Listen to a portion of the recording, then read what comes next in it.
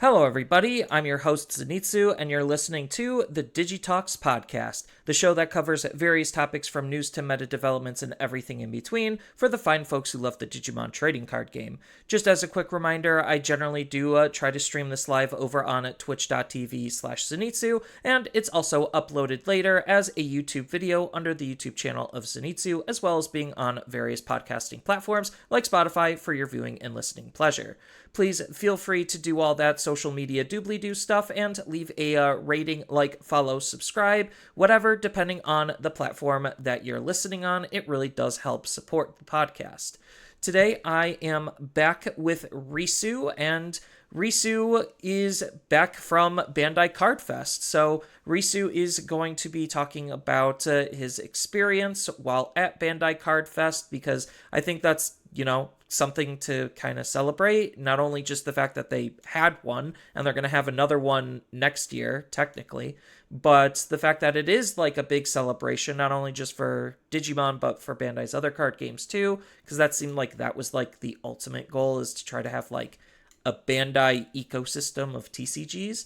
And then we're also going to be talking about our thoughts on some general issues that we may or may not be having with the game or have heard with all the buzz on the community, and kind of just give some suggestions on how Bandai can improve it, at least in our perspective. And again, these are, when we actually get to that, it's going to be our thoughts and opinions.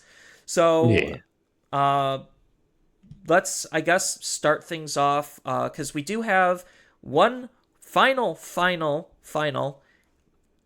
BT 17.5 event to go over, and then we also have a tiny bit of news, not anything like insane, but I guess let's just kick off things with the question of the week, which is going to be a super hot topic because it's one the community has not been shutting up on, and the question is, what do you think of the new EX7 Shoto card? So, what are your thoughts, Risu? It's annoying. I think everyone agrees that it shouldn't have been as generic as it is. Right? Like everyone needs the card, and you're like, oh, any Digimon. So now Seven Great Demon Lords is using it, and Mother is using it, and anything that makes D Reaper relevant is not good for the game, in my opinion. But whatever. Um, but overall, like, I don't think it's going to do as much as everybody, like, it's just gonna be annoying. It's gonna be like Magnamon X, like, levels of annoying, like, it's not even gonna be as bad as Magnamon X, right? Like, fuel immunity blocker versus, like, oh, these random things I have are blocker.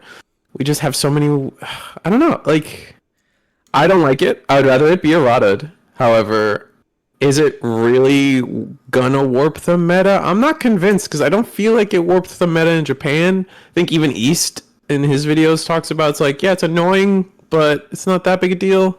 Kind of like how he kind of like went back on Ukomon. Like, Ukomon's around, but it's not a big deal. What do Yeah, you think? um, he East definitely has a interesting perspective, being a Japanese player, because he was under the mindset like Ukomon wasn't that bad because Mother, or not really specifically Mother Shoto, but because Shoto was around to just have better instant Mm. blockers to be able to start walling out the Ukomons from actually doing any kind of chip damage, which leaves them Hmm. vulnerable. So like, I kind of agree with your perspective where Shoto is just a straight up annoying card. It's not like Ice Wall level of stupid where it Yeah. degenerately slows down game states, but I do think it slows them down and promotes like this unhealthy idea of like where and what the game can do. Because I'm under the philosophy that anytime like a security control type deck is good is when the game is at its worst. And if Mother Shoto is promoting Mhm. that type of play, that again is only showing that this is the worst that Digimon has to offer. So, like, I do think that the card shouldn't have been as generic. It should have just straight up been archetype locked, or even just color locked. Wouldn't have been as Mm. bad. But the fact Color that, lock might be good. Yeah, I like that.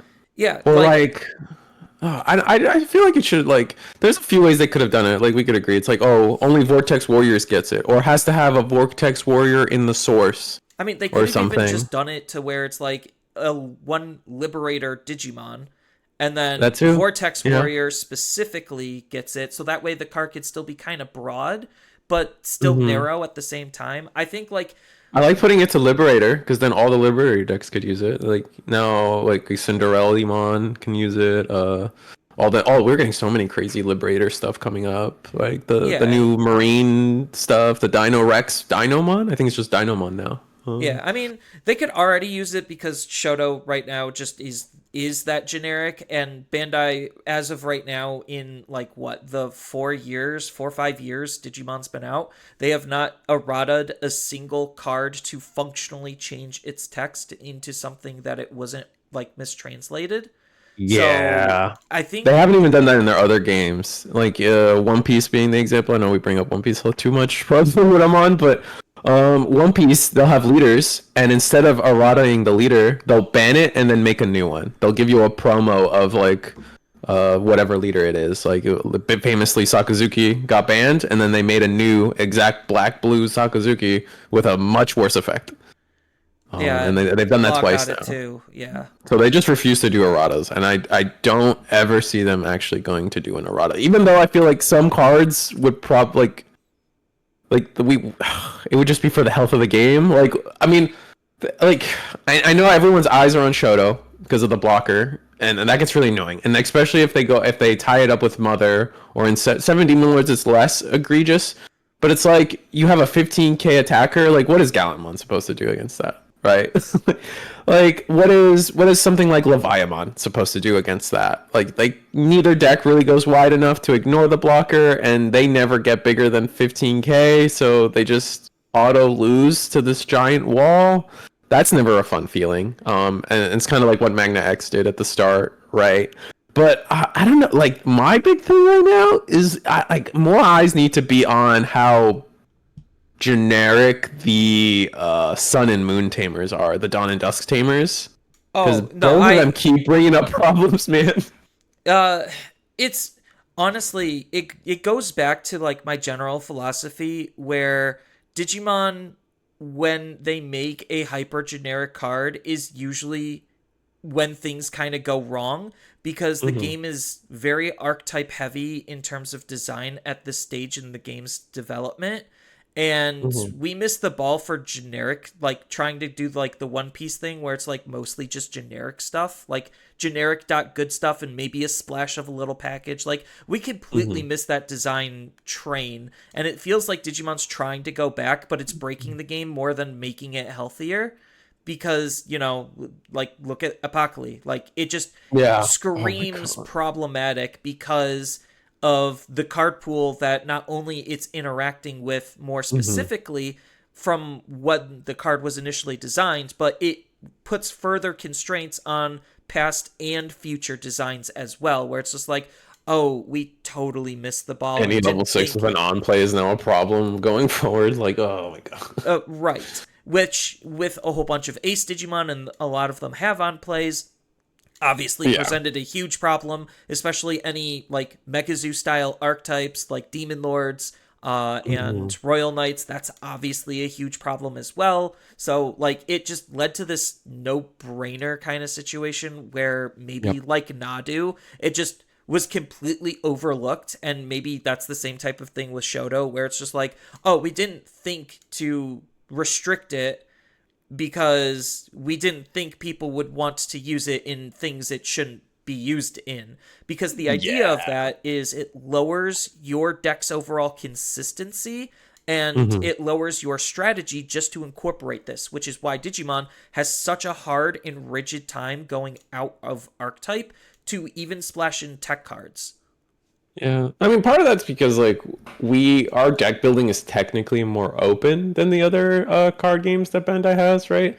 Like One Piece and Dragon Ball, at least Fusion World, is you have to have every card in your deck has to match the colors of your leader, Yeah. right? And so like that's already limiting. It doesn't matter that a cool, really cool blue generic card exists.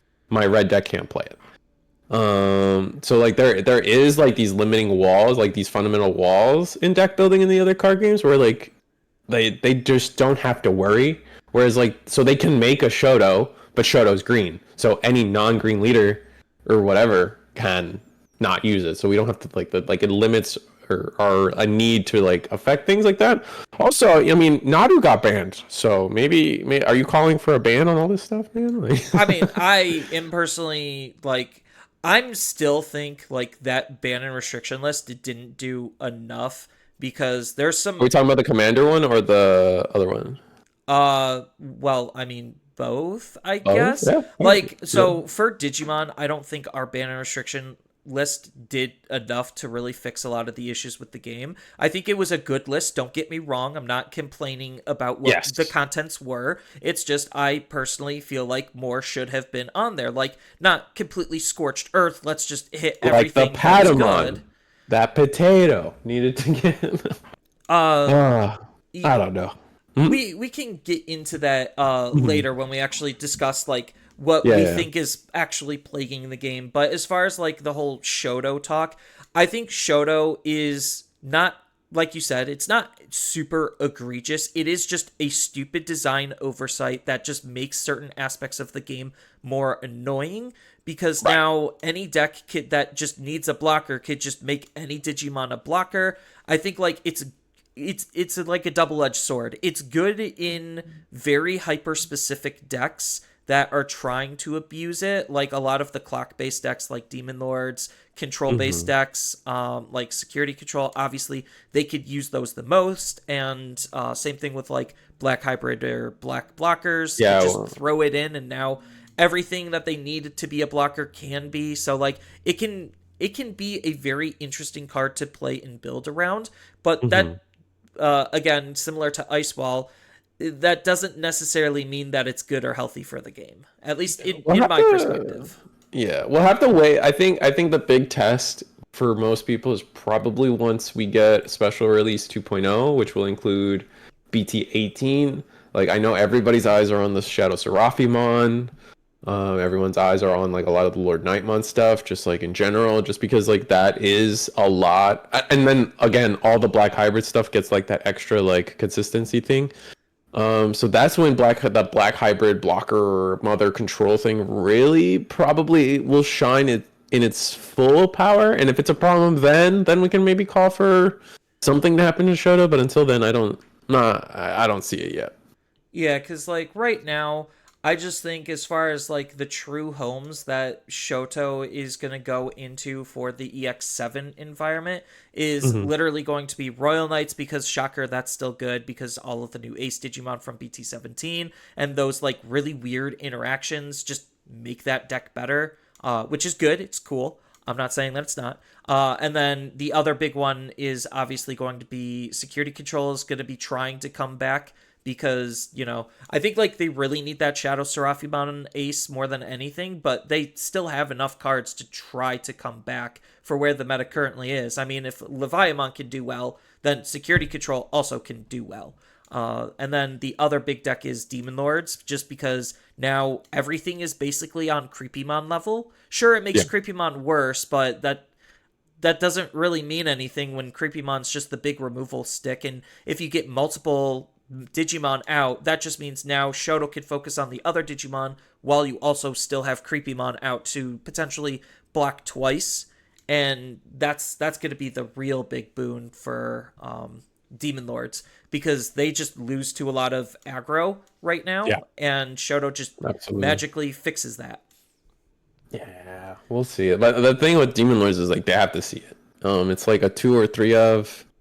And they have to spend a turn to play it. Like if oftentimes you're not putting them to three, and then Shoto is just a hard play for three. Like they lose a turn to gain some turns. It's an interesting seven great demon lords. I think is where it's at its weakest, but still viable enough to include. So Yeah, I think it's we'll like see. just those style of decks is where Shoto really shines. And then obviously Mhm. the biggest one is his own deck because, duh.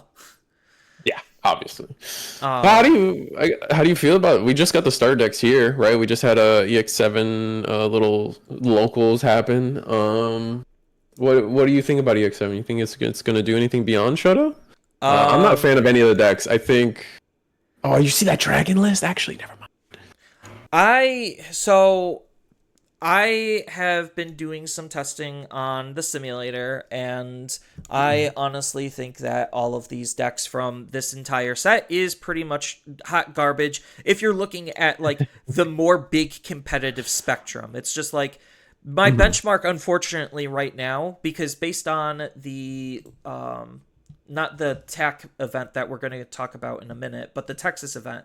What the Texas event basically screamed to me between all of the Mhm. topping decks is, can I beat blue? That was basically Yes. the running theme with all of the topping decks. They were either the blue problem or they could beat out the blue problem. Well, Yeah. minus Omnimon. I don't know how that Omnimon did it, but that's a different That guy's my story. hero. If he watches this, I miss you. That But guy's dope. yeah, Omnimon's the only standout Is it deck. really, is that what people are saying? Is it really a blue problem? Like, I, maybe I'm blue pilled because I've always played Omni or Lobomon, but like I look at the lists that are topping and it's like, okay, like we'll look at the blue probably takes up most. If we're just saying blue, it probably takes up more than any other color on the pie chart. But we're talking about like uh Imperial, right? Imperial. I guess we count Imperial's blue, even though in my head it's like blue green no, and Imperial's like Imperial's technically a blue deck. It's doing more blue things than green things, and fair. But okay, so my main point with it is like you. All right, so we'll say Imperial. We'll say Blue Hybrid or Ancient Guru. yep, We'll say Magna X. yep, and The then there's actual those are Mirage. there's Mirage lurking around every now and then. It's kind of like probably the worst of the four, right? It is. At the moment, yeah. I think that's fair to say. But like even if you include Mirage, all the decks are running like basically 50 completely different cards, right? Like probably maybe you'll see the Hammer Spark, maybe we'll see the trainings and the boosts, but like every color has those, so I don't think it's fair to ever kind of point to those as a problem. So like it's Ice Wall Hammer Spark, and then maybe BT2 Davis or BT3 Davis, whatever the original best green tamer of the game. Uh, but after that, like what do you if it's a blue problem, like what blue card do we hit to put them all in line? You know what I mean? Well, I mean, it's more of a specific deck problem rather than just a blue problem. Like, Mm-hmm. I honestly think that if you're going to, because like you said, they are all for the most part running different cards, so it is that shows that it's a deck problem. Like, what these decks are doing is just above every other deck. Mm, And fair blue enough. has always been like, I don't know if you've been keeping track of the data for a while. I Yeah. have an entire huge spreadsheet on it, and Hmm. what I found was blue has usually been in the top three colors. Like there is almost Yeah. no meta in the entire game where blue wasn't highly prevalent. When I first started in BT4 was when blue was bad. I would say I think BT4 to BT5, blue was definitely not great, if not the worst color. Or no, black was the worst color back then, but blue Yeah, was not great for sure. And then I think I will agree with you that since since BT6. BT6, yeah, since Gabu Bond, blue has just always been, yeah, probably top three colors in the game. Maybe there's a hiccup here and there, but it's always on the map somehow for sure. I'll agree with you. Yeah, and it all comes down to like this. We'll eventually get into it a little bit deeper, but it all comes down to how fast and consistent decks are able to move. And Hmm. literally, those are two core themes that blue has just done better than most other colors in the entire game. Like, Yeah, hands out, especially in combination with each other. So, yeah. but speaking of events, we do have the TAC Oceania event that we could go over real quick. It's really not doing anything we haven't seen meta wise, so it's not like we need to spend that much time on it. This is the TAC Oceania event, and then we also do have a tiny, tiny, tiny bit of news. So going over the news before the actual event, while I pull up the event data. We do have the theme confirmation on what BT20 is going to be, which means we know what the second half of 2.5 is going to be. So Hmm. the set's theme is going to be on the Digimon Chronicles manga and Yep. more Digimon Seekers. So Right. it's interesting that they're doing more Seekers. I I think think I I'm asked around, and most people are convinced, or at least saying that when they say seekers, they mean there's an upcoming Shu Yulin novel or light novel or extra comic bit that is coming out. So everyone's kind of convinced that it's going to be Shu Yulin and whatever characters like because it's supposed to be like a prequel to Seekers, I believe. Oh, So we're gonna definitely. I Mhm. was in the complete opposite end of the spectrum where I thought they were actually going to use this opportunity to finish Seekers because they Seekers is not done. Like the way Oh, they is it ended the not? story, it's just like, oh yeah, the main antagonist, not going to say cuz spoilers, I mean it's not that big of Sure. a deal, but spoilers. The main antagonist basically opens up the gate to the digital world utilizing the three pure X antibody Digimon, which is Ryudomon, Lucamon, and Dorumon. And then, like, it kind of just ends when they make Taka Mikazuchi to kind of sort of fight him back. Like, it left off on kind of just this really weird spot and note that just Oh, made it really? very, Okay. yeah, it made it very clear that this was not done. Like the final conflict was not even resolved. It's just like, yeah, let's make Taka Mikazuchi. I'm reuniting with Leon Alexander, my best friend, at the very end of this like I'll just call it a dungeon. It wasn't really a dungeon, but for all intents and purposes it kind of was. If Mm-hmm.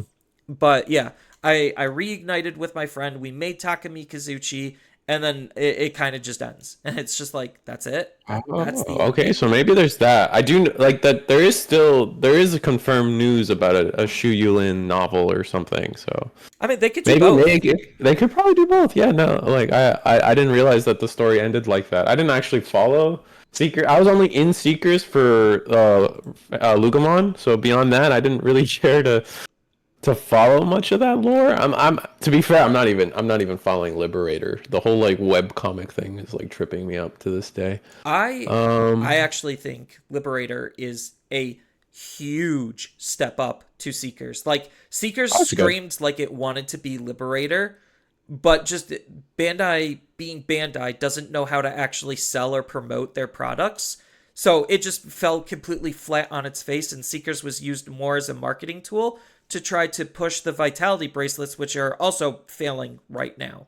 Aren't So they done? Didn't they like stop them or something, or like they can't like something recently happened with those that like they just dropped the ball and then they're just like, well, the ball is dropped. We're not picking it up. okay. That's Rest in basically the peace. TLDR because they rebooted their like app for that twice and they had like 3 or 4 or 5 different series. The one that I had, which was the base model, like when they first started it, that's basically dead and obsolete. So it's just like cool, thanks for making me waste $70 on not even the It's greatest watch. yeah. Funny enough, like I ended up talking to a guy. I'm not gonna have his name, but I ended up having dinner with this guy at the regional in Dallas. We ended up talking about how Bandai doesn't like specifically about how the app when they changed over to they had the first app which was really good and then the second app kind of ruined everything. Yeah, that's when they dropped the ball and then they just didn't pick it back up and they just let it rot and die and then they just said, Like it "All was right, we're done." slower, had less features, and I was like, wow, they really hated you guys. Because I have a bracelet too, but I got it like we'll say at this point 6 months ago, just because I wanted all the hybrid spirit memory cards and the Lugimon memory card. I still haven't gotten the Pulse one, so no Tamagotchi mode for me. Yeah. So, but that's cool that we at least know the themes for the rest of BT20. Hmm. Um Oh, but X Chronicles is all the for those who don't know, that's the manga where they have like literally all it's like Royal Knights versus seven Great Demon Lords, right? And all the Royal Knights get their X forms. yeah, I'm and not that's sure. that's where we see like Cool Boy and Yuji and Yuta. That's their character's story. And then the Okay. path to Ogudamon was actually different because the path to Ogudamon in Chronicles was actually Diaboromon. So we might even see Diaboromon support because Diaboromon X is a Chronicles Digimon. Because you had Caramon that warped, you had Caramon X that warped into Diaboromon, so that's probably going to be a mechanic there. And then Mhm. the Diaboromon X eats all of the seven great demon lords, and then digivolves into Ogudamon. That's at least how they do it in Interesting. the Chronicles manga. Not to spoil things for Oh. people who haven't read like an old manga, Yeah, no, that's but interesting. usually That would reading. that would line up too because we've gotten so much Diaboromon stuff that they usually end cap it with something, and it sounds like we've gone back to back Diaboro stuff. So it seems like they're gonna end. It sounds like them to end cap it with Diaboro X or something. Yeah, and the important thing on why this is like good information to have is because if anyone has been following the Digimon trading card game, they have very heavily taken lore references and turned those into card mechanics. So that's why we have Warp Digivolution on like Agumon into War Greymon is because he Hmm. constantly does that in the anime. So it's just like, oh, how do we do that in card form? So that's just a base level example, and the Hmm. Digimon card game is full of it. It is chock full of it, which is one of the best things that I can like say about the Digimon trading card game before I start bashing it Yeah, is I the mean, fact since set that one, right? The very first Omnimon deletes everything with the same name strictly because of Diaboromon, right? right, and Diaboromon in set 2 was what spawned a whole bunch of Diaboromon tokens, which gave the same name. So yeah, it's just reference heavy. So and that's the thing I love about it is because if you are into all of the references, you actually could start guessing pretty accurately on what cards should kind of do, on top of the Hmm. fact that you could just appreciate the amount of love and attention goes into this card game for as much little love Bandai actually gives the IP. Yeah. But So, anyway, I think we just completely skipped over the TAC regional. Like yeah. the brew problem is a thing, right? Yeah, Which I don't so necessarily agree with, but I get it. yeah, as far as the regional goes, it was 7 rounds, 166 players, and top 16 breakdown is as follows: 3 Imperial, 3 Leviamon X, 2 Mirage, 2 Magnamon X, 2 Ancient Guru, 2 7 Great Demon Lords. Then we got 1 Omnimon Ace and 1 Fenrir Lugamon Takumi Kazuchi. So literally almost nothing new at all. The only thing that we could kind of say is new is wasn't there a Leviamon has variant? a stronger presence here. Hmm? Yeah, Leviamon definitely seems to have a stronger presence, and Mirage showing up twice compared to like if we're comparing every EX or BT 17.5 list, Mirage wasn't really showing. Mirage has a stronger showing here. No Dex. No Dex is a very yeah, there's is no Dex, interesting. and that's probably because the Dex players might have just been like what would be the Dex players were probably on Leviamon X, because the idea Mhm. is you're using Leviamon to act as your tamer hate because he does have some tamer hate. And his removal actually works for partition, right? You can delete the partition body and then also delete the subsequent level four that one of them at least, Yeah, and which helps. yeah, and then the Omnimon deck, the fact that it's still topping is one shocking to me because honestly, I practiced and played this deck and I think it's still hot garbage, but whatever, people are finding success and that's kind of cool. The newest I innovation was the Keenan Tamer from BT13. yes. That's kind of cool to see. Just what this deck Mhm. can do because it does have room for weird stuff like that. Yeah, they got the Keenan and they also use the baby Ty and Kyrie to allow you to play your actual do tamers while getting a couple extra draws, which the deck really is. It's where the deck struggles the most. At the end of the day, Alter B is an insane card. Like they can play this deck can just play the slow game for a while as long as they've done 1 to 2 chip.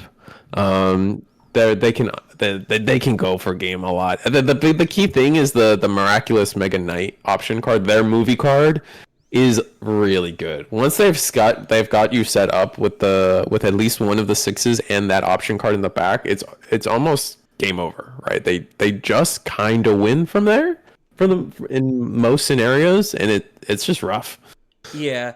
And then the rest of the decks aren't really doing anything insanely different. Obviously, Imperial is the one that won the event. Just pointing that out there in case people haven't seen the top 16 breakdown on Eggman's website. But Imperial was the one that won. I'm not going to go over the rest because it kind of just doesn't matter at this point. And the only other like really interesting thing is Ancient Guru, just because Ancient Guru has two bases it runs usually, a red and a blue. Both were present. The red base literally wasn't doing anything we haven't seen before. The only real difference was it's still running 2 copies of the starter deck 6 mat, just because it's a mat by name, it's a cheap tamer to play, and it's basically it's a purple tamer, so that way you have an alternative warp capability off of the BT-17 Lobo. Yes, the purple mat. Yeah. And then the other deck that was running Ancient, because there was 2 of them, was on a blue base, and shockingly enough, they were running Lunamon and some Floodgates, because, no offense, the Strabbies aren't as good as the Flames in terms of what they're doing. Their 5th egg was Missimon, which I think was kind of cute and interesting as an extra way to try to draw cards, so that way you have 5 halfway decent draw eggs. And then they were also on a Zudo Ace, or not a Zudo Ace, technically 2 Zudo Aces. So it seems like they're trying to be a little bit more aggressive with their level 4s. So that way they could line up a Zudo Ace or just hard play it for 4. It's still good removal. And then the last piece of tech that they were running, which is something I've been thinking about forever, which was Sora and Joe. I literally was talking about it at locals. I'm like, I really feel like just to be able to try to break partition, I want Sora and Joe. And Sora and Joe against like certain matchups can just generate me 2 free memory. It's not a bad. It's still so good, yeah. And then it sets itself up for the Lobo and memory, because all the hybrids that you want for 3 if it's not Koji. So then you just run into the scenario where like it fuels themselves, so you can at least, if they put you to 1, Sora Joe puts you to 3, and then you have full combo. Because that's all you need memory wise. No, I agree that like Ancient's still got some life to it in terms of like just everyone's playing a slightly different version of Ancient. It's still interesting. The Lunamon thing is definitely where I'm like, man, I see it here and there. I've tried it myself. Like you get to like shuffle. You can essentially recycle like an Ukomon over and over again, which is really fun. I wouldn't be surprised if they start trying to use the new Floodgate Blue just got Otamamon. I think it's can't reduce play cost. I think is the new Otamamon. It's can't reduce play cost, so it turns off Digicross. Right, so it reduces messes with Digicross and messes with 7 Great Demon Lords, and then what's the last one? Technically Imperial still runs those cost reducing play cost 4s, at least in the Stingmon. So maybe? Yeah, like that card's usually like maybe a 1 of, because the memory gain is just that important. Oh yeah, no, absolutely. Yeah, I'm on record saying that if we actually genuinely want to hurt Imperial, not that it seems like we don't really need to right now, unless it's from a pure customer satisfaction thing, putting both those memory 4s to 1 would probably be the best way to hit that deck. Personally, Imperial's Paleodramon is too strong a card, and I don't expect them to ever errata it. But the actual card they hit is probably the low 4s. But I will segue into saying that that was attack games one. We actually, I'm ready to pull the trigger on posting a new one. We had a Spain online regional, also 17.5, not quite EX7. I think the first EX7 events are actually this Saturday. We have an NA regional. Yeah, I'm taking part in that, and I have absolutely no idea what deck I'm bringing, because... Are you streaming it? I most likely am streaming it. All right, what time does that start, homie? Probably, I don't know. I'm Ah, in a minute and I don't know. So I think I don't even remember who's running it for this weekend. I I think it's just, Carta. if it's Carta, then it's most likely going to start at like noon, like 11 or noon. EST. Yeah. Okay. 11 or noon EST. Zenitsu streaming his run. We don't know Yeah. what deck yet.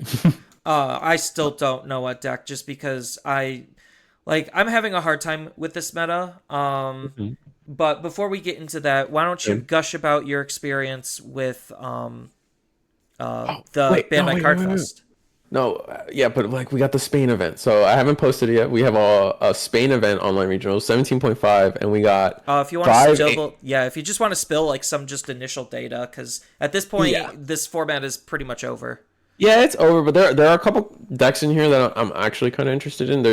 So for topping, we have five Ancient Garurus, Oh, three Magnamon X's, three Imperials, so the blue problem, um, and then two Dexter Rugamon, both purple base, one Seven Great Demon Lords, one Fenrir Lugamon, one Omni Ace. So Omni Ace is continuing to see success.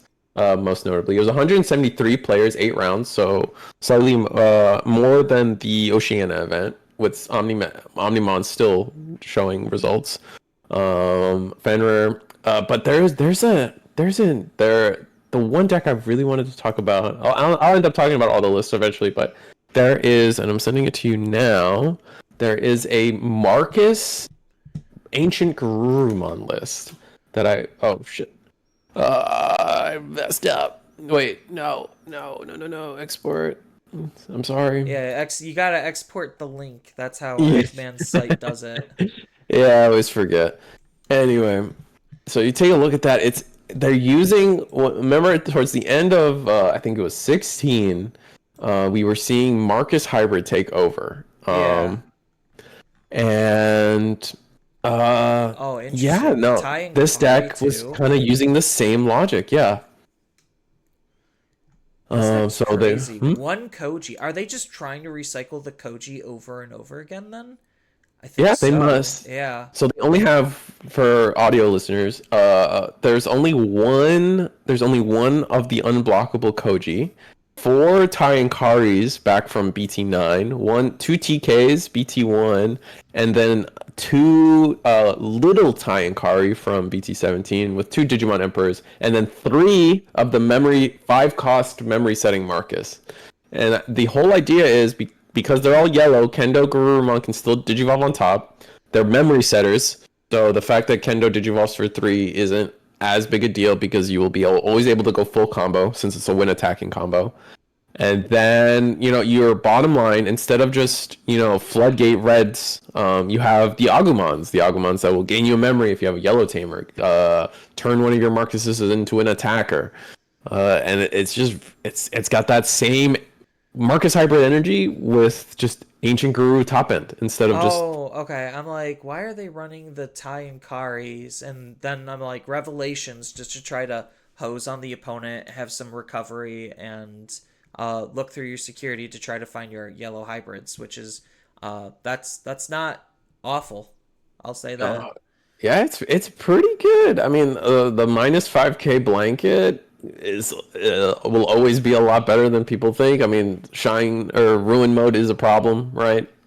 Or is a Yeah. card we got to think. They're also running final shine burst, which just a minus 12K on something. Play a Marcus. Which can make it minus 15 because it's the BT3 Marcus with the on play to minus 3. Yeah, so you can just get rid of a lot of stuff, man. And then that's it. That was the big. Oh, then there's an ancient Gabu in there too. After that, just a lot of the same. After that, I'll end up talking about it in a video soon. Oh, there was a Magnamon X with a Chicalmon, so that's fun. Yeah. But No, yeah. it's always nice to see like what kind of little innovations could be made to decks to try to make them better or surprise people because like Ancient Guru, thinking about it, like you honestly only have like maybe a 20 card package at most, and then the rest of the deck could just be whatever you want, which is why it has so much space to have that level of innovation is because it's literally like deck design wise, it's literally like a lot of other Bandai games where, and kind of Yu-Gi-Oh, where they just Mhm. promote this like this little package is your deck. Everything else is just extra stuff. Yeah. Like you get a whole bunch of sub package flexibility, which is like both a good and a bad thing, because the good thing is you can have a whole bunch of different tools to handle different situations, depending on how you build it. The bad thing is getting to your actual key pieces is just a tiny bit more difficult, which is why it's Hmm. usually subsidized with a good amount of card draw. Yeah. But yeah, the regional or the Dallas regional, the Card Fest, Bandai Card Fest. Did you go to the first Camp Bandai Card Fest back in I think January at this point, February ish? I did, just because that was nationals. So I was Right. just like, Yes. yeah, I made it to nationals, and nationals turned out to be just the first Bandai Card Fest when they wanted to start doing this, and I was just like, this is kind of cool. It's like a mini convention. So I don't know if Yes. it was basically more of the same. Yeah, so I'll go into it. I did go. I participated. We played we played a really bad version of Ancient that I had to make up on the spot because they hit us with the I what how do I want to say this? When I showed up Friday, early registration because I wanted my extra pack, and they hit us with you have to register your deck right now and you can't change it. And I'm like, wait, what? And I was taken aback because like I don't play in too many events, so I don't know if that's like the standard now. Like for example, the last event I played was nationals, right?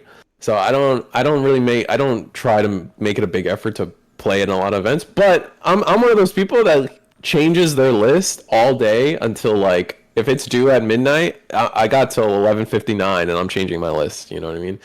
So I'm one of those people that's constantly doing that. So they hit me with the, oh, it's 12 p.m. You thought you had till 8, but you actually have 5 minutes. And I'm like, what the? Oh my God. So that tripped me up. I played a list I wasn't really happy with the whole time. But I mean, I just got clapped by people that were better than me, honestly, that day. I think I played a total of, I can't remember if I played 4 or 5 rounds and then decided to drop just because I was enjoying like meeting people. But you know, regionals are always fun. The tournament ran smoothly. It ran just as smooth as the national event, where we didn't get that cool like round 3 lunch. But other than that, tournament wise, it ran smoothly. I didn't perform great, so that probably colors my opinions. But yeah, no, like a lot of Imperial, a lot of like Imperial is everywhere. And so is a Blue Ancient. So when you look at those conversion rates, like I wish we had access to that data in terms of conversion rates. We just don't. Um, yeah, no, Imperial was everywhere, but just didn't see a lot of the. I think we saw 2 tops in that regional. Like, Yeah, so it was two tops. it gets kind of crazy. But to compare this can Bandai and then I loved everyone I met. This is the first time I went to an event and like post using my face, just because like ever since like starting my eggmanevents.com career, um I've started using my face more. So, but a lot more people recognized me. A lot more people like I got to sign 2 cards. 2 people asked me to sign their cards. That was sick. Hey, that's more than I've uh, ever done. Oh, you don't use your face, man. That's what happened. Like when I went to the first regional, I didn't use my face, so people would like, "Wait, that voice is that you?" I'm like, "Yeah, that's me." But now, like everybody knows what I look like, and everyone was just talking to me, and I was like, "Wow, this is so cool." I guess I need to get a special T-shirt that says Zenitsu, or I have I a need mat. to, yeah. I have a I mat that says Risu the squirrel on it.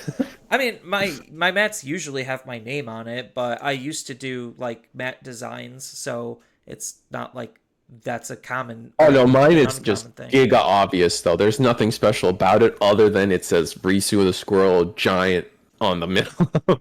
Yeah, I'm trying to do um, a small little rebranding, so I have this like PNG tuber avatar that I might want to try to push and make into oh, I think I've something. seen that. Yeah, I Have you shared debuted that? I feel like it. I've seen it. Yeah, I debuted it with my episode on East, like talking with Oh, that's East. what it was. Yeah, yeah, yeah. So, yeah, that was its debut because I worked on it for like a solid week, and I was just like, well, I'll just do it here. Mhm. I think there's still some things that I could do to improve its design, but hey, it's something. I also Yeah. learned people don't like AI art. even for concepting. Yeah, yeah, AR. There's a lot of hate for it right now, and Yeah, I get it's it. I okay. think We I'm could on the hate steal train art. too. Yeah, it's Hmm? okay. It's okay to steal art. We just can't have an AI generate art. Got it. I think The, it's just the difference there, like that you're insinuating. I think they're the key difference between that. I guess we're derailing, but I think the key difference there is at least someone real made it and theoretically got paid for it. If not paid for it, they made it themselves. Whereas like the real conversation with AI art right now is like it's stealing jobs in an environment where like a lot of people are losing their jobs, and it's not a great feeling. no, I I think that's get where the real hate, right? I get that. Like I think it's a great prototyping tool. Like from like a design, not like a business standpoint, but like a designer standpoint, rapid Hmm. iteration is something huge and that's a great tool for rapid iteration and Okay. like just to be able to like visually see and block things out and then take it to an artist to be able to say, "Hey, make this better and make it so I could actually use this thing," because a lot of AI art does have a lot of like really weird imperfections and like AI art is almost its own style, so that like it is just what it is and it's not usable towards many people. So it's like cool. Hmm. I need like as a YouTuber, I need to manipulate this, I need to market it, I need to make it more. So like having Yeah. something to visually see where I can take it to an artist to finish it, like I think it was great, but just the fact that I conceptually was thinking about using AR and a lot of people didn't like, but that's neither here That's nor fair. there. Yeah. No, But I yeah, feel you. so you So were yeah, no, signing the cards at Card Fest. yeah, no, it was sick. Like every time I make it out to one of these big regionals, I always come out saying that's like I played 5 rounds and I made 5 friends. And at this point, I made friends with everybody around me. Every time I sat down, every the person to the left and right with me, we were just yapping every time. I even got to go to a locals on that Friday, and I actually got to meet our Omnimon DNA player. I think they got eighth or seventh. I don't remember. Um, Top 8. he he was definitely top 8 because I remember the Omnimon player won on Omnimon, and that was so sick. I talked about with him for like an hour on the deck and like his take and like things you could change. Cool guy. And I also met one of the lower placing Imperial player. I think it was 13th place. He was just how do I word this? He's like just some 14-year-old kid. He was a fan of my channel, and he killed it, man. He did really good. It was cool to meet him. I talked back with him back and forth. We talked about the game. It was cool to meet him as a fan and as like just a player. And I'm a fan of his now. And he did great. 14-year-old doing that well at a kid's card game. You never. I feel like the age. I feel like if you took the ages of all the people that do well at these tournaments, like they definitely trend closer to 20 and above. So that's fun to see for sure. Yeah. Um, Oh, and then but to compare it to the original Bandai Card Fest, since you went, um, I think it was like they tried to go for that same like almost convention vibe, but it was definitely scaled back. Like if you remember, like we almost had like a in at the national at the one in February or September or January, beginning of the year. We had like giant booths with art for every game. We had the whole like Dragon Ball Z section to the side. We had the Sandland tank there. Oh man, we had so much stuff there and then we had like the live presentations of like, oh, the singer for the Digimon song sang a song. One Piece, the Soga King guy sang. The voice for Usopp was there. Just a lot of stuff to fill it in was at the one at the beginning of the year. This one was definitely more scaled back. Like they still had like some like a little walkway you could go take your picture with a bunch of fun stuff, but it wasn't as big. Not the it wasn't as filled out as the original Nationals. But that doesn't. I don't really. So it's like if you're comparing one to one, the one at the beginning of the year was better, but this one was great for what it was. It was in Dallas, which Dallas is kind of a nicer place to be in terms of cost compared to California. I feel like a lot of people felt that, and a lot of people are really glad that these next two card fests aren't in California, just from a cost standpoint. Right. Um, So, But like, what was, did you enter in any side events? Because I don't exactly remember any side tournaments, I guess, being at the Nationals one because all the attention was on Nationals. And then for any, like, bystander or person who's dropping or whatever, they had still a couple of, like, other things to, like, look at and do. hmm So we had the scavenger hunt again. So if you remember from the first Bandai Card I Fest, we hated it. The had lines were stupid, no, the lines are stupid again. of course. um, but like they had the scavenger hunts. You could do that. A lot of people found ways to cheese it and get more product than they should have. It is what it is. So they still had that. They did have side events, but I don't. They didn't have. They had day one. It was all 3v3 side events for Digimon. Okay. One Piece got the like ticket wall or prize wall craziness. Day one and day two, I think they were hosting 3v3s. I don't know how many they hosted day one, but day two they hosted three 3v3s, and I participated in the first one. I played Melga. We got clapped. I was so overplayed Digimon. I'm like, you know what? I'm a YouTuber now. I want to just walk around and talk with other people. Like I got to talk to Antics, who got to commentate alongside Digipanda. I got Okay, to so see that's who he Eggman and was? Digipanda. So that's who he was. Like I'm gonna sound like a complete boomer because I looked at the stream in post because the metaverse thing was incredibly dumb from a home viewing experience. It was incredibly poor. Not Sure. a huge fan of that. Bandai, if you're listening, please don't do that again. Um, and they decided to post it like a Twitter and like they tweeted about it and they posted on Facebook where it's like, oh, if you want to watch it on YouTube, here it is finally. So I went back and I watched it and I'm like, I don't know who Digipanda's commentator is, like A co-commentator. co-commentator, yeah. Yeah, he's a cool guy. His screen name is Antics. I don't guess his real name. I guess we won't use government names right now. I don't remember it. We won't use it. His channel is ANITICC with two C. Yeah, I think it's two C's and the S. He's a cool guy. I mean, we spent. He actually took. I was supposed to participate in the third 3v3, but I was like, but he really wanted to play, and I was like, bro, take my spot. And he took my spot in the 3v3, and then we ended up talking forever.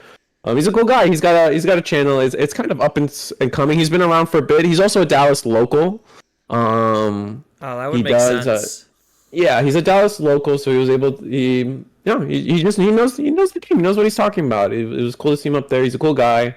I got nothing bad to say. He's like a deck prof. He goes to a lot of events. So if you look at his channel, he'll have this guy live deck profile, like like that live deck profile thing that will you're like, oh, this guy just won the event.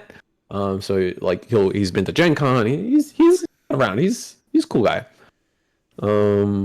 But yeah, so got to meet him. Got to hang out with Eggman and Digipanda, which is not something I normally get to do since they're forever away from me. And then everybody else, so we just got to meet the Eggman team for the first time. Like some of the people that I've only known by name. Got to connect with some One Piece people that I'm just friends with. I'm still friends with a lot of people, or a good amount of people in the One Piece scene. But yeah, no, that was the event. It was cool to see like Dragon Ball. Like I ended up watching all the finals. I got to see all my Dragon Ball commentator friends. I don't know. It was a cool event. If this is every card fest, I would be okay with it. But it's never. It's not. It's clearly not on the same level as the one at the beginning of the year. Like this felt like they could do this for every regional. That's the level. Like maybe not the shop because that requires Bandai's backing. But oh, you know what was sick? Actually, this event had a food court. Oh my god, that was so cool. Yeah, because Like Nationals didn't exactly have a food court. You'd have to like leave the premise to get food. you had to leave the premises, or like they had like a really janky like food thing, but you had to leave and remake the line to enter the room. It was really like this was like you didn't have to recheck, you didn't have to check out, if that makes sense, to Yeah, get to it's this food just there. court. It was out of the way, so it was peaceful, air conditioned. Oh my god, it was so good. Okay, okay. Yeah, That was sick. and if anyone's curious, I was looking at the numbers for obviously on Eggman events, so what was provided to him as far as how large each of the events were, and Digimon was the second largest event there. Like obviously One Piece was number one; it was capped out, and Mhm. then Digimon was number two, just shy of the cap, by Yeah, like I maybe think we did hit 40 cap. people. I think 380 was the cap. No, Digimon Um, had 480. 480. Sorry, I think 480 was the cap. Whatever that number was, I'm Oh, almost that was the 100. Digimon. That's weird that they Um, didn't because there's no round difference between 480 and like the 516 or whatever that it I actually think it is. always comes down to they'd want to limit the participation packs or something. Maybe I'm making it up. I That's mean, always a possibility. that's the only thing that I could think of is they are limiting it just because maybe they didn't print enough and they need to and they know how much that they generally are going to be using. Yes, So I think like it comes down to that. Yeah, they don't. They know how much they have, so they need to spread that out across every event. It's not like they print per event, if that makes sense. yeah, so I think that's how it is. it's But just one weird. thing I will say is that there was a wait list, and like one of my friends, one of my roommates or hotel mates, we'll call them, they got in through the wait list. So like if you're thinking about coming out through these events, like there are wait lists being honored, and they I mean we still got capped, so I imagine not everybody on the wait list made it, but I Yeah, don't know, I think you have a good shot if you want to and come then out. yeah, and then Dragon Ball Super was the third largest event. Makes sense. It makes sense. So like Digimon had like 480, One Piece was capped at like the 516 or 520. I'll just round it up to 520, and then Dragon Ball had like 380 ish, which isn't too bad. They did have two events. They had a Saturday event and a Sunday event. Fusion World, right? Fusion World Yeah, had a two. but I'm sure there's like some crossover between, and it wasn't wholly new people. So I'm just gonna say like Digimon was still bigger than Fusion World at the Yeah. event. At And something because I talked to Eggman about this, and it's really good. What they're doing with Dragon Ball, I think, is really smart. I think because they have two card games, I think any event that they try to do with Dragon Ball, they need to be those events need to be 2 day events, but like honor both games. And I think that's where Dragon Ball's like their events are kind of doing well and shining. Is that like someone could like they're allowing people who do play both and like fluff up the numbers, sure. But it's like if I only play Fusion World, now I get to go to a super event, right? Or a masters event. And like I don't know. I don't know how to like I don't remember the full conversation anymore, but like just the idea that they both were there helps both games, and I'm glad that they're doing that. Yeah, it's just better cross pollination because there was Yes. only just so like Masters at this point, yes, is it's not really floundering because it did have like around 120 people, which made it number four at the event. Mhm. But at the same time, it's not growing, which is not necessarily the best sign of things. Like, if anything, they're just trying to prevent the loss of players rather than it actually attract new players. Mhm. So it is just what it is. I'm not going to say the game's dead or it's on life support. It's not. I've seen games operate on less because in Dead Last Place was Battle Spirits. We don't have the number on how many people attended, but I guarantee you it's not good. It's probably sub 100. It's probably sub 50 because their Ugh. events are just always tiny. And Yeah, yeah, I didn't really catch like how many people were playing Battle Spirits. So I I think didn't even know it was there until I saw it on no, they're Eggman all there. Yeah. events. Yeah. No, I And watched the then finals. yeah, like Union Arena probably was there just from a demo standpoint in stronger numbers and more interest than Battle Mhm. Spirits, which I think is like not sad for obviously Union Arena because some people are probably really excited for that, but it is sad for Battle Spirits and like I think Bandai just needs to rip the band-aid off and I get like maybe they're gonna try to pull an I Spy type situation where they could operate on such small numbers to keep the TCG alive for those small people because maybe Mhm. they could find a way to make it profitable off of like their current business model and the audience that they know they have for it.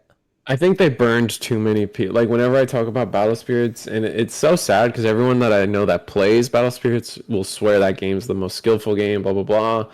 And I'll let them be right. I have no facts to argue that, right?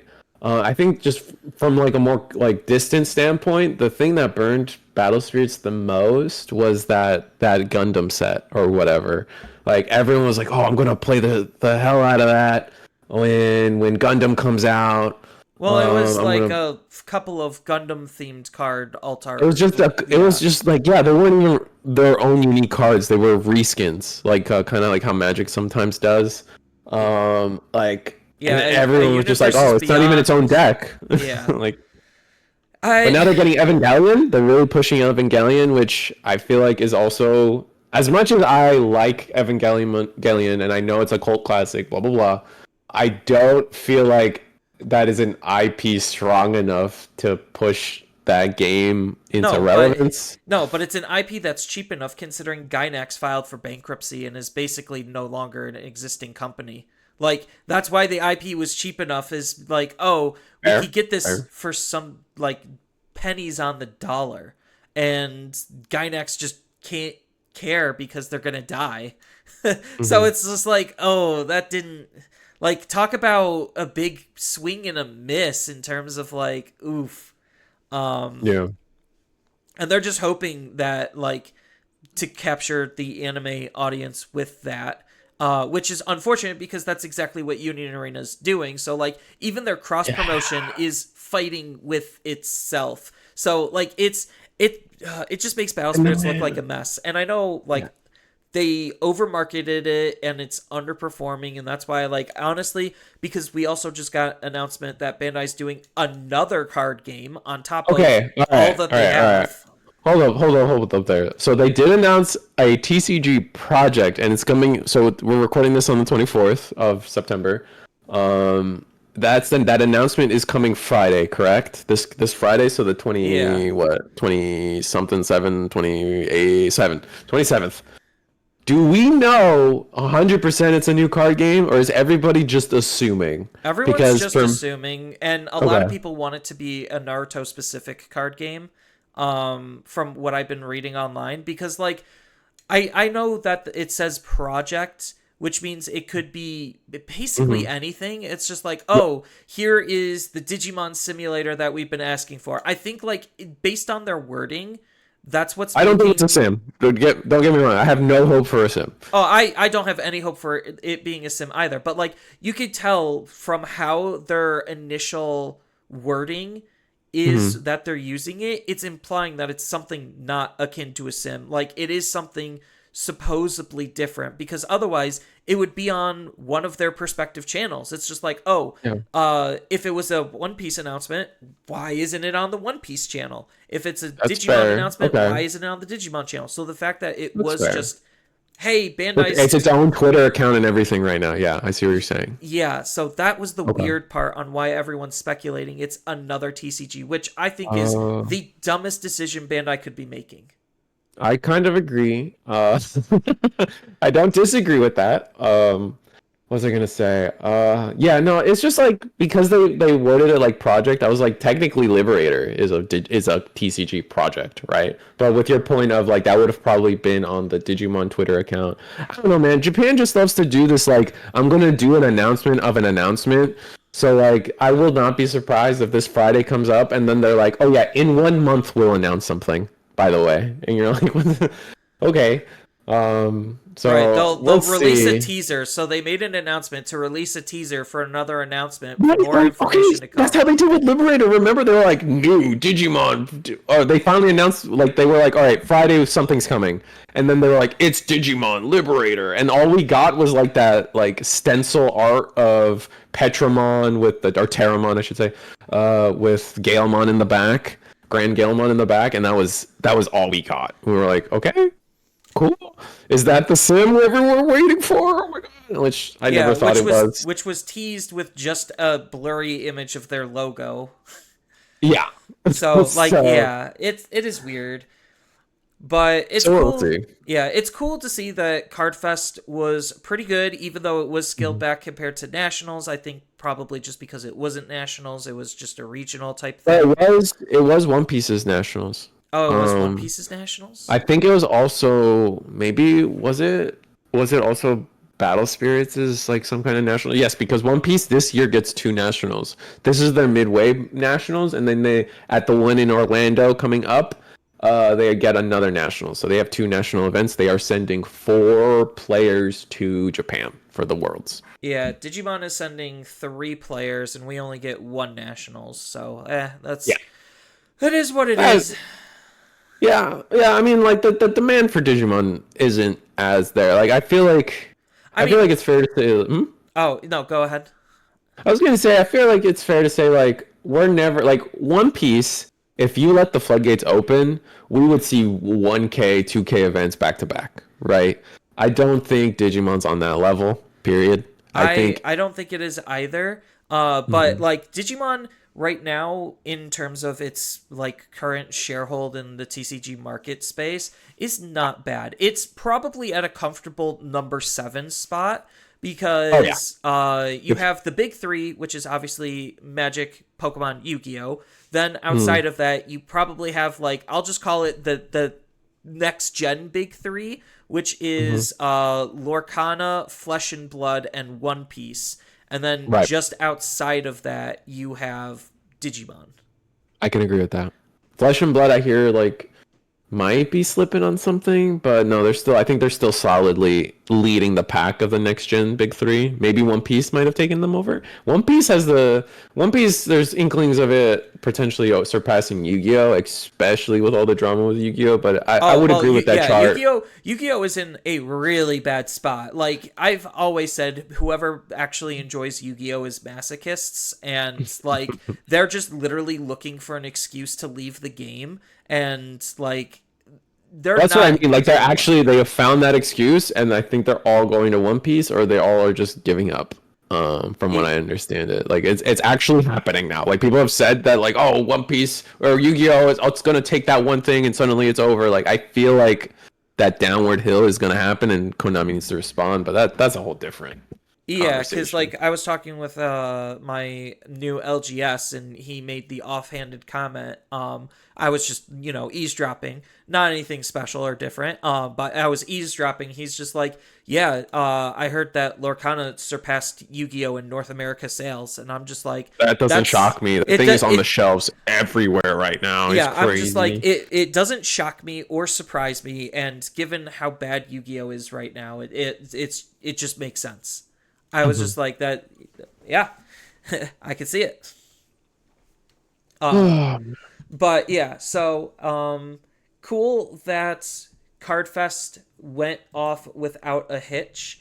Mhm. And BT17 is a very interesting format, and it's for the most part going to continue with EX7 because, again, I really don't believe many of the decks, if any deck in EX7 has any competitive legs, because you have to think like when I'm looking at a deck, I'm thinking obviously, can this beat what's currently available? If the answer Mhm. is no, then obviously it's not going to be that meta competitive. When the Mhm. answer is yes, then obviously it is meta competitive. Like we've seen EX decks do well. Yep. It and this set really feels like because Seven it's the great demon start. words. Yes, and before that it was Fang Longmon with Devas, Yep. Mhm. and Anubismon also. But Yeah, yep, yeah, Examon. Yeah, for me, EX7 is definitely just like it kind of reminds me of EX1, where there's just like a lot of interesting not one of cards, but singular cards that I can see have a place in the meta. Like I will not be shocked if I see a Ancient Garurumon list running Hexplow, for example, as a top end. yeah. I mean, I Mirage will. is using Hexablow for Yeah, they sure. are. They were using ancient Garuru. Like that there is room for like Hexplow, that singular card to do well. The we know Shoto is being splashed here and there. Dragon Links, I mean, let's be real. Like my favorite joke right now is probably say this too much. All my friends hate me, but my favorite joke right now is that uh, Trump got shot a second time before we got a second Hina. And that is just way too funny to me. um, that might be too vulgar. You can cut that out. I probably won't. But just poor Dragon Links. Like Dragon Links, like there's a lot of strong cards in Dragon Links, but like they needed a second Hina. The problem with the deck originally was you only had 5 Hina or 4 Hinas. Like we needed access to 6 or 7. Don't have that. And then what else really was EX7? The both Liberator deck. Actually, did you see the East video where they did the Goldramon with all the Cinderella lower and all the puppet stuff, puppet dragons, I guess we're calling it. Not really. Oh my god! All right, so imagine this: it's on the East video from this week, last week, something like that. It was like the last thing. Essentially, you use the entire most of the EX7 and starter deck Cinderella puppet stuff. So the Shumons, the Shushumons, the Shapermons. You splash in Arrow Vidramon, the 4 Great Dragons one that has the inheritable when you play a guy rush. Oh yeah, token rush. Got it. Yeah. Yes. So when you use the Goldramons as your level 6s, I've been playtesting that deck. That deck probably needs to be refined a little bit, probably needs to find the right ratios. But that deck is better than I think people think. It's kind of like it's got the yellow Dominimon issue right now that it kind of loses to Digivolve in practice, but that deck is a lot better than people think. It's so good. Yeah, but I'm sitting here and I'm thinking, can this beat Imperial? And the answer is probably no. Can it beat Imperial? It's got a chance, but I see what you mean. I didn't play test it that much. Right, but that's usually my benchmark. It's just can this beat Imperial?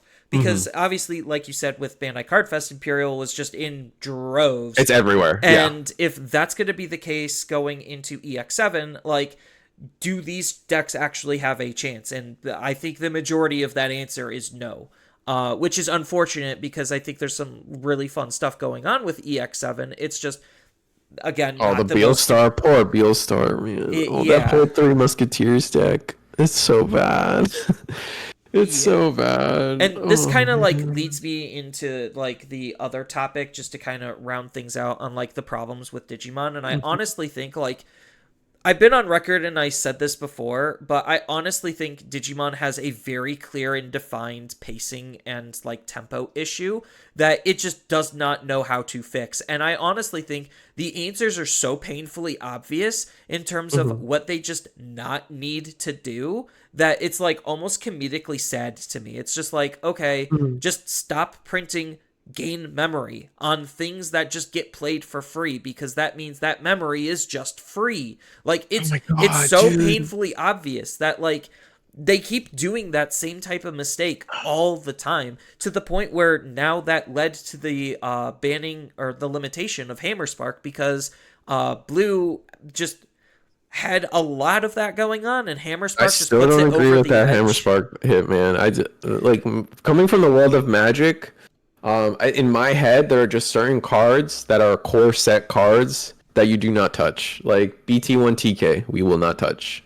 BT2 Davis, we will not touch. BT14 TK was another card that was very clear on the tempo issue scale, where it's just oh, this creates the problem that we need to fix that. And it's just no crap. It's a 3-cost tamer that doesn't actually cost 3. What did you think was going to happen, Bandai? That also then every subsequent turn just generates you a memory. The fact that between Patamon and TK, you just out of raising gain 3 memory, got a free evolution. Who thought this was okay? Who honestly thought it was okay? And a lot of my issues are mostly coming from Block 3 specifically. I think Block 3 really damaged the game. It really damaged the fine pacing and tempo that the game Block had 3 starts with BT14, right? Yes. So BT14 also introduced the training cards, which I understand a lot of people like the training cards. And I see their purpose because the training cards, like Memory Boost, are there to try to fix a design flaw that they feel like is in the game. It's just the only problem is the cost of the training cards is too efficient. So not Yeah. only is it just easier to use than Memory Boosts, yes, Yep. it doesn't dig as many cards, but it has more potential targets, so you're still likely to hit something. You can't use hybrids, which will Yeah, still make me sad. and then the refund is 100% versus Memory boost. yeah, Yeah. versus 66%. So it's just like, oh, no crap. Like when the most optimal play is Rookie and Raising Memory Boost, so that way you have move out free evolution Yep. into whatever else. Like even right now, a lot of level fives were playing for one, and I feel like that was a very known issue in Block 2 between how Jet Sylphie was being used, which is why it got limited, Yep. and Greymon X Antibody Virus. That's Yep. why it got limited, was because it had a level 5 that let it evo for 1 into, which created a tempo issue. Like, there's these very clear choke points where if they screw up that balance, we immediately feel the impact. And then the ramifications of training cards, because they made stack-based decks move faster and more consistent, they now needed to basically compare every non-traditional stack-based deck and say, even though they can't use the training cards, we need to make them just as fast as the training cards. And therein lies part of the issue on, like, where the power escalation is coming from. And then Anubismon and Apocalypse were just borderline design mistakes. Like, the fact that when Anubismon in its heyday, basically out of raising, free evolution all the way up between all of the discard, memory gain, and reduced digivolution, it was Trainings and actually boosts. They ran 8 of them. I think Yes. all the top lists would run 8 of those things. Yep. yeah, it created this unhealthy play pattern where I'm just going to spend my first couple of turns setting up my training, digging training and boosts, digging every piece that I need out of my deck, and then move out to be able to then just automatically kill the opponent or basically win the game on the spot is a very unhealthy play pattern that we didn't have with just the memory boosts, because the memory boosts alone weren't efficient enough and they weren't in competition with other cards that are fighting for deck space. So like you can kind of see, because of the training cards, where a lot of the tempo shifts came from and why the power escalation in Block 3 just went completely out of control. And that's where we lead now, is like, oh, how is a deck that was basically trying, like, a lot of these decks from EX7 are trying to feel like depowered, where it's just like, okay, if we try to scale what the power creep is back to a normal, healthier level, what would it look like? And this is what it looks like, and it's borderline unplayable because of just everything that we have is faster, stronger, and better still. Yeah. And that's like intense. that's my issue with the current state of the game, is the fact that it has this very clear and defined tempo issue that is persistent in a lot of the top decks, and that's why they're the top decks, is because they're just beating out everything that's not able to keep up. Like, off of a empty board, one tamer on the field, one Digimon in raising, Imperial for one memory, can maintain turn, go into a level 5, and take 2, if not 3 checks, depending on what other cards that they have to support how they're going to be playing. And I feel like that's incredibly stupid. Like, it is... It's pretty bad. It's so much aggression, and it's so much of a tempo swing. And then the Dragon Mode just locks them out, which is just the icing on the cake, from even attempting to try to come back. And that's partially why a lot of people are on Imperial, is because, like, they can't think of a reason not to play it, because it is just that good, and it's one of the most egregious decks that's abusing where the current tempo shift is in the game. Yeah. I mean, like, I wouldn't say every deck is really fast. I think it's just the correction, the reverse is like just becomes even worse, right? Like Dexteruga. I wouldn't call that deck a fast deck, but that deck controls the hell out of a board, right? Omnimon, Yeah, I would but also so- not consider a fast deck, but they just when they're set up, an insurmountable wall, and they will trash 3 to 4 security and go for a game when you thought you were safe. Like Yeah, so some really slow. that's the other Mhm. end of the spectrum is just the amount of either a lockout because you could evolve, like the deck might not be physically moving fast to close out games, but a deck like Dexter Agora can basically still evo out of raising from a rookie off of like almost nothing into a Mhm. level 6 Digimon and still maintain turn. Like the Yeah. fact that you could go from a rookie to a full level 6 in a single turn with minimal setup is part of the issue in my Yeah. perspective. Like we just have part of it is like a good thing because like okay, now that removed the game of chicken that we had like all the way back in like BT5 BT6 where whoever raised out needed to win, otherwise the opponent raises out, kills their Digimon, and then they kind of just lose the game from there. So like Uh, it just kind of removed that factor, so we have higher levels of response.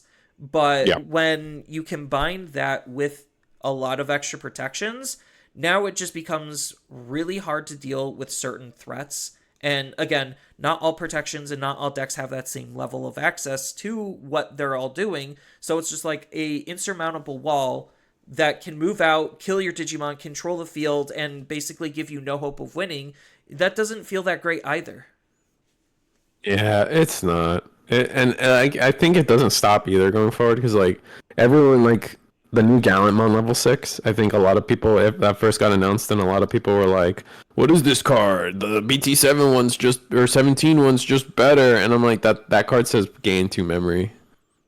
That card is like I will not be surprised when like Gallantmon is taking over the meta, and it's all because of that level 6 that says gain 2 memory. Like that gain 2 memory, I think is so gross and good, and I think I'm here for it. I'm waiting for that card to be like seen. I could be wrong, but like when cards have like you need to be very wary when you print gain memory on cards. Yes, gain memory, reduce cost, and play slash Evo into X for free. Like, those are Mm-hmm. honestly the three key defining tempo issues that are currently present in the game because the fact that, like, the Tamer sets up the second body and then the level fours for this is Imperial's example, the level fours basically reduce the cost of digivolving into your level 5 because of the end of turn DNA and the memory gain that it all has back. Like it all like literally just compounds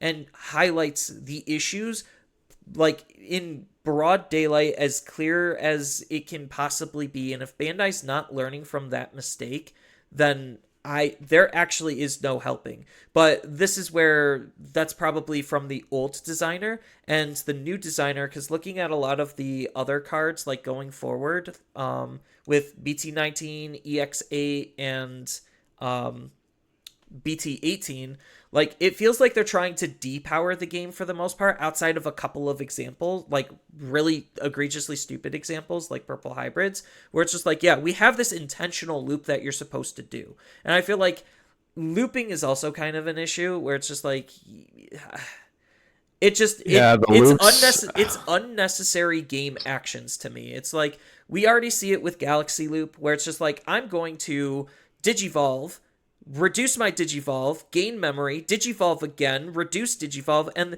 basically it's just like, okay, you could have just skipped all that and said gain 2 memory, evo for free. Like it's just, Yeah. why are we taking all of these extra unnecessary steps is part of my problem, because then it's just adding unnecessary game time and length to the game, and I get like it's trying to be cute and cheeky and do this own unique little thing, but it just it's taking up time. Like you have to do this and it's taking up time. Which is why certain decks just don't perform very well, is because they just take too much time to do. Yeah, it's tough, man. It's I got nothing really much more to expand upon on that, on actually. Like just like it's just where we're at. Personally, the meta is healthy, but the meta is diverse. It depends on what you consider as healthy. I kind of just hope that like we find a way to like reduce like non-games. I want to remove like my key things will always be like I want to make non like non-games, like non-existent. I also want to reduce tournament luck. Yeah. I'm not a fan of like one-sided like gatekeeping matchups. Like that's why I feel for all the people like looking at Shoto and being like, well, my deck has no answer to Mother D Reaper that's blocker, and so like, yeah, we shouldn't have to deal with that. Or Magnamon X. Magnamon X shouldn't be such a wall that people are up against, and like even going forward, I don't have another Oh, those example in my those head, are but mostly the two big ones because right now in Japan they're all up on purple hybrid loops. Um, right. so those are Oh, the and then, yeah, a lot of those tamers, those. I don't think there's too many cards that deserve an errata, but like those Sun and Moon tamers, they should just be errata. The red one should not allow you to digivolve into anything. I think that's a little ludicrous. yeah. That's kind of where I think like there were just a couple of like minor hiccups with the new Mhm. designer because she had to like that's a lot of work to just come into and be like, "Hey, the old designer's gone. Here's what we're currently working on. Fix it." Like that's a daunting task for anyone to do.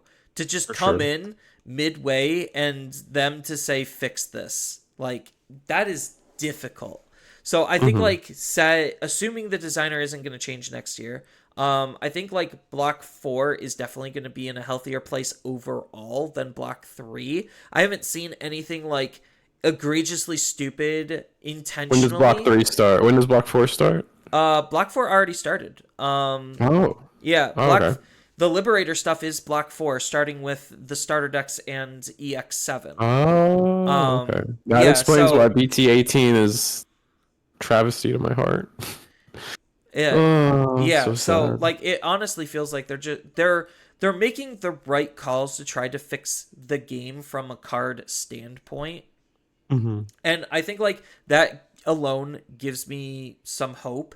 It's just when it comes to addressing the problems, this is where like I really hope they actually start paying more attention and actually give us more bans and restrictions because right now the game we don't need like a nuclear level ban or restriction list. It's mostly just trying to curve the top decks to not be egregiously stupid.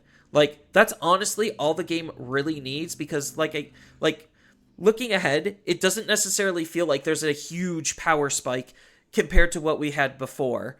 And it just feels like a more back to a more natural progression.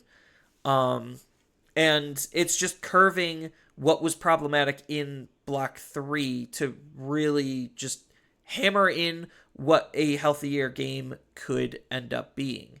And I think there's a couple of cards outside of like specifically block 3 that could be like hit in order to try to make the game healthier overall, like Mirage. Even though I am a Mirage player, I do understand that that card is like actually kind of like stupidly good. But Yeah, it's funny because when it came out, no one cared. well, It was like an again, honorary blue hybrid card for a little bit. yeah, like again, So it, funny. it goes with the fundamentals of like what that card is doing is just too tempo efficient. And the fact Hmm. that it's also one of the best level 6 floodgates that we now can get into relatively quickly, assuming we see all the pieces, that's kind of where the problem persists. It's like Yeah. that's part of the issue. So like just curving a couple of decks and removing a couple of cards, I honestly think can make the game in a really good spot. And as far as like maintaining the overall health of the game, like this is where I hold BT13 to be like a special place in my heart because that format had such fine balance outside of Marcus that it honestly they understood where the power dynamics were, and if they could just emulate that forever, not the exact set, just understanding the power of what they should and shouldn't do, that would probably just make the game better overall. Which I think um, post unification is definitely going to be a really big telling sign if the game is actually going to get healthier or not. Because Yeah. No, I agree. yeah, because honestly, like I keep saying, I'm personally struggling with this format because I think this format sucks And when formats suck is not necessarily when I suck. I already have my invite and I already won with Congrats. Numemon, so it's like whatever. I didn't like playing Numemon, but I was forced to just because like what we're seeing right now, it what just was the best deck that had the most answers. So Nice. yeah. Does that mean you're going to Orlando? You planning to come out? Assuming that they actually say it is 100% confirmed that Nationals is Orlando, because they did I think actually that's the big, yeah. Like, I don't think it's on one the of those website, things. yeah, on the website they posted a separate tournament listing for Nationals. They just don't have anything listed as far as where it is and what it's going to be. So it's just like to be determined. And I'm like, okay, so is this separate from the Orlando Card Fest? Like, I don't mind. I wouldn't I find mind it hard going to it. believe. I think with like context clues for the most part, I'm sitting here like, it probably is Orlando. My guess is it's Orlando because it's like we had the One Piece regional or national at a card fest. It makes sense that the second one would be at the second card fest. And it's like our nationals always tend to be at the start of the following year. Yeah, So like it's context just clues, it. yeah, Yeah. context clues point to it being Nationals, but I'm not doing anything until I get 100% confirmation. I don't have to do anything. I live like 10 minutes from any convention center they could possibly pick. I'm so excited. Man, I know a lot of people in Orlando. I should just go, even if it's not. Just Yeah, because. why not? We'll say hi. We could Yeah. do it. We could do a live version of this. Oh, that Yeah, would be for kind way of too dope. long. Yeah, it would. I would have to figure out how to Huh? do that, but that would be dope. Yeah, I mean, just get a mic and you start yapping, right? Like it's not that deep. Wait, you're not a laptop guy? Do you not have a laptop? My laptop isn't necessarily in the greatest working condition. I feel that. Me too. Me too. So I would have to find an alternative way. Maybe I could rig my Steam Deck to do it. Oh, that'd be funny. That'd be interesting. Yeah, going live off of the Steam Deck, but That'd be cool. because it does have like But a laptop mode that runs Linux. oh, interesting. I didn't know that. Okay, that's cool. Yeah, so I Yeah. could still technically use it as like a pseudo desktop. All right. I feel that. Cool. But yeah, I'll see what I can do, where my PTO is, to see even if Orlando isn't nationals, if I could still try to make it. But I'm not like doing anything like hardcore until I know when Where nationals nationals is for sure. Yeah, and like my own personal qualms outside of like just seeing design issues with a lot of cards from Block 3. Yes, they are mostly my own opinions based on my own design experience working in the industry on card games and just playing a whole bunch of card games in general. Just thinking on where the issues lie. And like other formats, this could just be not my format. I've been in formats where it's just not my format. And that's totally fine and acceptable, especially for other players if they're feeling like the same type of way. Like maybe it's just not their format. It doesn't mean that you can't find success or it isn't fun for other people, because some people really liked BT9, some people really hated BT9. It just wasn't their format. Like, Yeah, no, I agree. I hated BT11. I thought that was an awful format, but I personally loved 12. I lived and died for BT12. That was a really fun format. I think the hate on Hunters was a little too much personally. yeah. So like, funny enough, BT12 was. I don't like this format either. This format actually kind of feels like I've kind of been saying that, like this format, it just kind of feels like a lot of the time just like who high rolls first. And it's like I see these Imperials top and they're all great players, don't get me wrong, but it's like sometimes it's just like you've played it, we've all played against it. It's like, oh, sometimes it's just Imperial just had it 2 games in a row. GG. You play against Vaccine, not that Vaccine's really doing a lot right now, but it's like sometimes you play them at locals, right? And it's like, oh, they saw Pat at TK turn 1 both games. Like what are you supposed to do? They get like 10 memory of value. You can't keep up with that. Yeah. Like, And it's like every deck does that right now. Like Fenrir Lugamon, everyone hates that. It's also like that. It just feels like, I think like the bottom line that we're trying to like get to is this format just feels so swingy just because of how fast decks move and how much they could just dump damage. especially out of nowhere. So or like control out of nowhere. That's the other Hmm. big thing. If they can't deal damage, they need to lock the opponent out, and they need to be able to do that really quickly. And I think that just instantaneous response just feels more negative than positive, because you think you're in a good spot, then you see like one training card, and then your heart just sinks because now you know your opponent is basically turned online or hitting a stray tamer. Which is why like a lot of the best decks, when it comes to more aggressive side, just can either deal consistent damage or just deal every bit of damage all at once, which is where Red Hybrids is finding its success. Is just, I don't care about your strategy. I'm just going to punch your security. It's going to go away, and then I win the game. Like that's the very telling sign of like when not interacting with your opponent is the best, like one of the better approaches to playing the game. That's usually not a good sign. Because the whole point of a Yeah. game, like I have a whole video about the problems of Digimon that's probably aged like fine wine at this point. Um, it's a very informationally dense video, but like I go over a lot of issues, and those issues are still persistent even to today, where it's just like the whole point of a card game, like you said with Cardfest, is to interact with people, is to meet people, is to like have fun, whether you're on the winning side or the losing side. And when you're just getting blown out left and right, and it makes games feel very unsatisfying and unrewarding, then you're walking away with a more negative experience than what should have been. And that's all we want as like enjoyers of the card game, is just to have fun. And right now, this is probably, out of all of my experience with Digimon history, one of the least times I'm having fun. And the only issue is I have like all of the wave 3 events that I signed up for to go through with this format. So I'm just dreading every single event, and I'm only signed up because the prizes are actually that good. Yeah. No, the prizes are pretty good right Like the now. Like I prizes are kind of want great to for win. arguably the worst format. And I'm just like, and I'm like worst for me, just because again that's subjective. Where I know a lot of people that are enjoying this format, and there is some good diversity to it. So there is some like deck health, but the actual healthiness of the Gameplay decks, health, yeah. yes, is just not exactly where I would define good.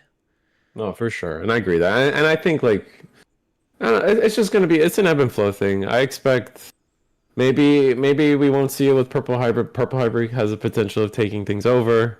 We'll have to see. I don't know. I don't know what I don't really know because like coming up, we're gonna be unified soon. So like it Yeah, and that's that's gonna gonna throw things up be, for a loop, man. yeah, that's gonna be. I've said this multiple times, and I'll say it again. That's Unification Year is going to be the most important year in the Digimon TCG's history.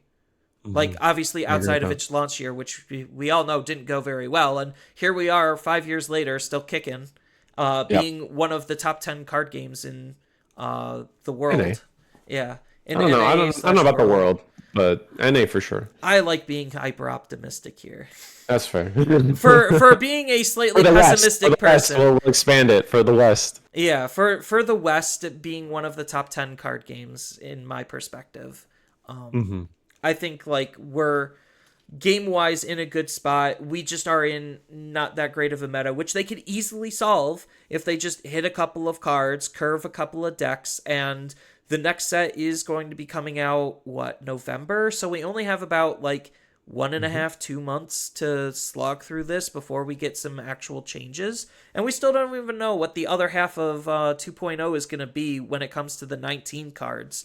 So who Right. We knows? don't know what Maybe, the split is. yeah. I So don't the know. We split have actually guesses, can, but yeah, the split can actually change quite a lot on how we're going to be approaching that format, which makes it more interesting to me. So, mhm. But yeah. but yeah, that's just my current issues with the game, and I don't know Yeah. if that's echoed throughout the community or whatnot, but that's just how I rationalize it. It's just in general, I think most people like feel like most of your points are like they just make sense. They transcend card games in general. Like I think at the end of the day, no one wants to be everyone wants to play Digimon because it's the memory game and then like or the memory gauge game, right? And like if you're cheating it, then is it really are you Yeah, then really what's the playing point? what's the point, right? And you can say that about any game except Yu-Gi-Oh. If like if you're in playing Magic and you're cheating the land game, that never feels good. That feels like a power level problem, Well, right? that's literally why like Power the Power 9 got banned, is because they were just running like the Moxes to be able to replace lands. So Mhm. that way it ignored the game. Like it ignored the Mhm. key system and mechanic of the game. Dragon Ball Um was the same. Or Fusion World recently had it with their second set. Like Red Goku was way too good, and I mean they swiftly banned it. However, like what was the problem? Yeah, they were cheating the energy system, and it was like yeah. yikes. So, and I get it, and it's the main reason you play the game. Like I mean, like if you took away Digimon, like sure the Digivolution thing is cool, but I wouldn't call it like the most unique thing. Even Lorcana has air quotes Digivolution. It's the memory gauge. We like if you take away the pictures, the memory gauge is what one of the key defining traits. So like if you're cheating it, then yikes. Yeah. So, but that's my whole rambling spiel, Mhm. and it's not like the game can't get better. It easily can, and according to And East I don't think it's and that bad, right? I it think really isn't like it's really compared. close to good. Like it's like for me, like 12 was pretty peak, 14 was pretty peak, like in terms of formats and metas. Both those formats were really good. And that's like above good, like in that they were above my standard. And No, I I found think 15 to be like insanely peak.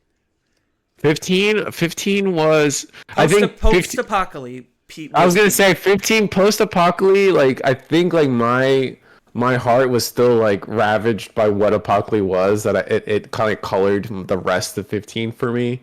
Also my deck got like neutered. I was playing Garuru, so we Ah, lost a lot of key pieces. Justify Goblimon did nothing wrong. However, that Garuru definitely needed to go. I'll accept that. I will live in my peace.